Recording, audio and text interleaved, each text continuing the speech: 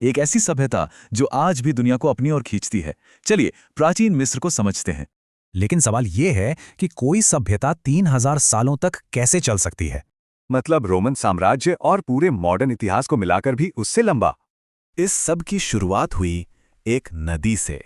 नील नदी में आने वाली सालाना बाढ़ ने खेती के लिए 3 मौसम बना दिए, मतलब भरपूर खाना।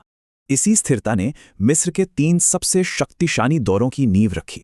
ओल्ड किंगडम में उन्होंने अपनी सबसे यादगार मॉन्यूमेंट्स जैसे गीजा के पिरामिड्स बनाए। और फिर आया न्यू किंगडम, जब फेरो ने मिस्र की सीमाओं को अपने चरम पर पहुंचा दिया। रामसेस द्वितीय जैसे लीडर्स ने इस दौर को परिभाषित किया। सोचिए, 66 साल का शासन।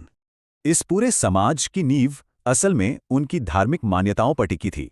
उनका मानना था कि हर इंसान के अंदर 2 आध्यात्मिक हिस्से होते हैं, का और बा। अमर होने के लिए शरीर को सुरक्षित रखना जरूरी था। इसमें लगते थे पूरे 70 दिन। आखिरी मकसद था जजमेंट पास करके मौत के बाद की दुनिया में जीना। अब इतने बड़े समाज को चराने के लिए एक और चीज की जरूरत थी, लेखन। उन्होंने 2 तरह की लिखावट बनाई, स्मारकों के लिए हायरोग्लिफ्स और रोज के कामों के लिए हायराटिक।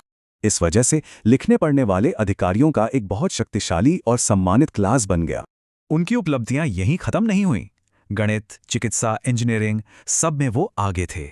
और भले ही वो सभ्यता खत्म हो गई, पर उसका असर आज भी दिखता है, खासकर उनकी आर्किटेक्चर में। उनकी अनोखी लिखावट ने हमें हजारों साल के इतिहास को समझने का मौका दिया।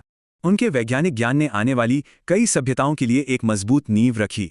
और उनकी अनोखी कहानी आज हमारे लिए एक बड़ा सवाल छोड़ जाती है।